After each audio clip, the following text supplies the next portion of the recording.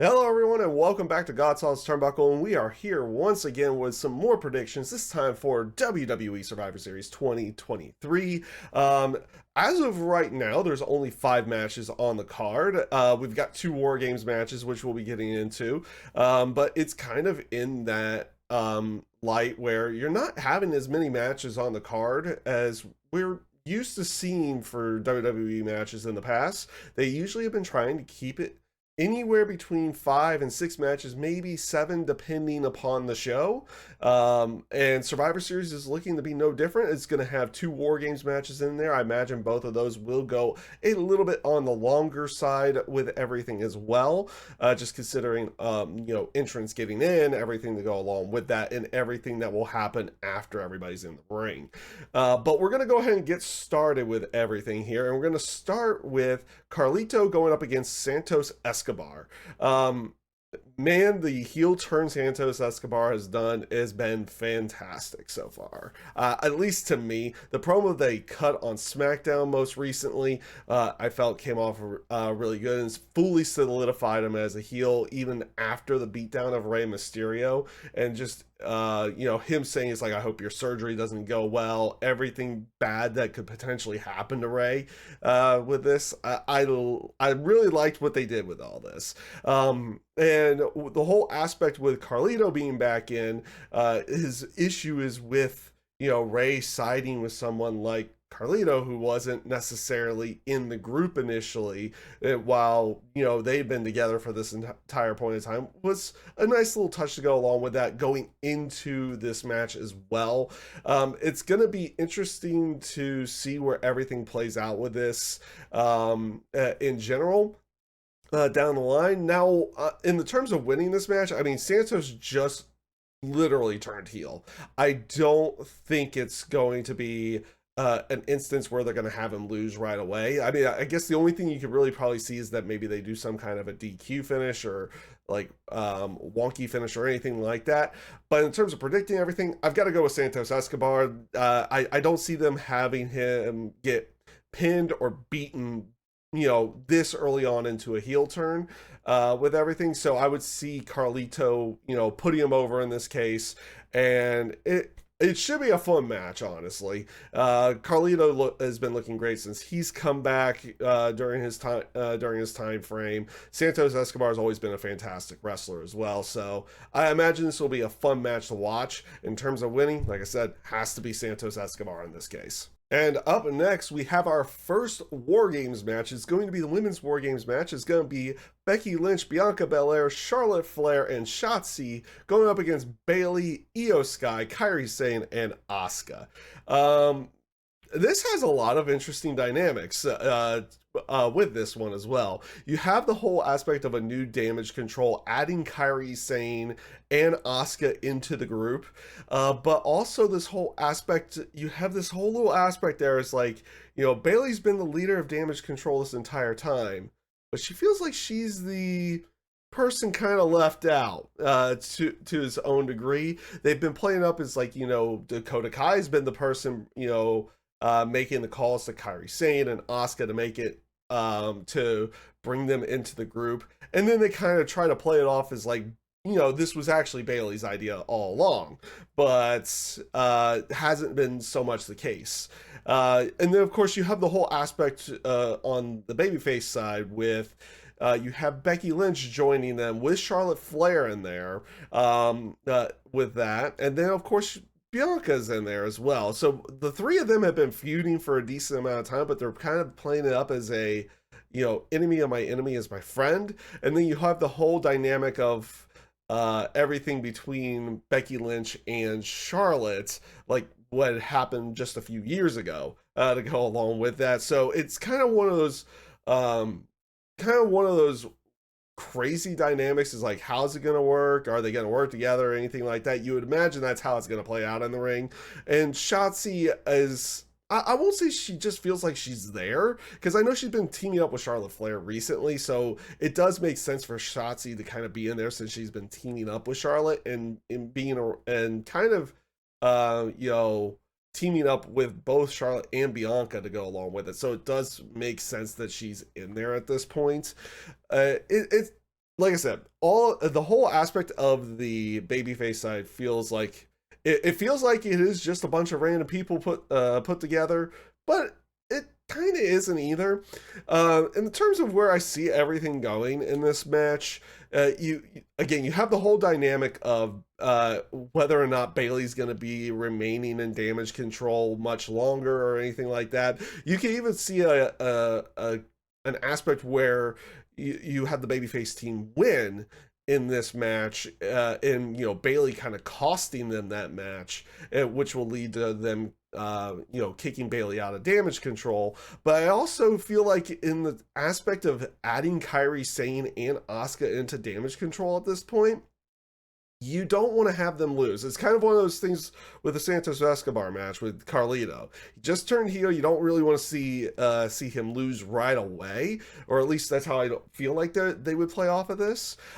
With the factor of them adding Kairi Sane and Asuka into damage control so quickly, or not so quickly, but so recently, I don't see them really wanting. I see it as a better option where damage control picks up the victory here, which is going to be my prediction. It's going to be damage control on this one, where they could play off a lot of different aspects with this, and it'll be interesting to see how they play it off. But I can see that they're probably going to be swaying towards Bayley's going to be out of the group here sooner rather than later, probably. And it'll be interesting to see that dynamic of what are they going to do with Bayley as potentially a babyface once again as well. It's been so long since she's been on the babyface side. She's had a great heel run with everything, and that's kind of where I see everything going. I could be completely wrong on that, but in terms of a winner, like I said before, I feel like it's going to be damage control. And up next, we have the Intercontinental Championship match. It is going to be Gunther versus The Miz. And this is one of those areas where, again, they've done a pretty good job telling the story here and effectively turning Miz babyface with everything here. Look, the promo that they did on Monday night was absolutely fantastic. I thought it was again a great setup going into this particular pay-per-view match. In terms of a winner, it's got to be Gunther. As much as they've done a good job of making you feel, or making Miz like more of a babyface role and actually being effective as a babyface to go along with it. And they've actually done a good job as like, hey, in terms of a story, I would like to see the Miz win in this particular case, which is what you would want out of a babyface. You want to see the babyface win. In terms of actually making a prediction, I don't see them taking that title off of Gunther anytime soon, at least not before WrestleMania at this point. At least that's how I would personally feel on it, unless they go a completely different route with Gunther. And I will say they've done an effective job of making the crowd get behind the Miz and wanting to see him win. Will they do that? I don't think so. And up next, we have the Women's World Championship match. It is going to be Rhea Ripley going up against Zoe Stark. Again, I don't feel like this match outcome is really much in question. I believe it's going to be Rhea Ripley. It's just going to be a matter of how well do they, put over Zoe Stark in a defeat in this particular case. Are they going to make her just feel like another opponent to Rhea Ripley? Or are they going to do something where it's like, oh, they have something more down the line for Zoe Stark? Seeing like Rhea losing that championship at this point, I don't feel would be something that would come off. It doesn't feel like that reign for Rhea Ripley is over with quite yet. So that's why I see it just being Rhea Ripley winning this one. It's just going to be a matter, again, like, what further things are they going to do with Zoe Stark afterwards to go along with everything? I know they had the whole thing where after the after the steel cage match with Becky Lynch, she turned on Trish, everything like that. That's kind of where she became babyface with that. I know she's been teaming up with. I believe she had been teaming up with Shayna Baszler every now and again as well. So they could technically go that route with a women's tag title division if they wanted to go that way. But it will be one of those things again. This match will be we'll be kind of telling to see what more they're gonna do with Zoe Stark after this particular match. And up next, we have what will probably be the main event of the night. At least that's what I would imagine it would be at this point. It is going to be the men's War Game match. It is going to be Team Cody with, of course, Cody Rhodes being on the team. You have Jey Uso, you have Seth Rollins, Sami Zayn, and a returning Randy Orton going up against the Judgment Day and Drew McIntyre. Of course, the Judgment Day being comprised of Finn Balor, Damian Priest, you have JD McDonough and Dominic Mysterio, and they're going to be teaming up with Drew McIntyre. This story's actually been quite good. The only weird portion of it for me, and is the aspect of Randy Orton being in the match.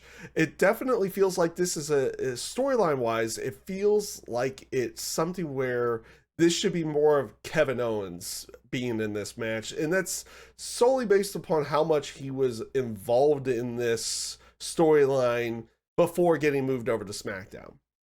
Now, I know they are running a suspension angle with Kevin Owens at this point, so maybe that technically disqualifies him from the match or anything to go along with that. It's hard to say what that would actually be. Maybe that was their way of writing him out of the match. I don't know with that. Now, just off of the dynamics of everything, I love the Drew McIntyre heel turn. He basically goes heel on the whole aspect of he's never going to forgive Jey Uso and the Bloodline for what they had done to him in the past. And I actually like that. He had clear motivation. He has clear motivation and everything to go along with it. And he's only really doing this because he wants Jey Uso in a cage. And he doesn't even really want to join Judgment Day. This is the whole thing he wants. He's never forgiving the Bloodline.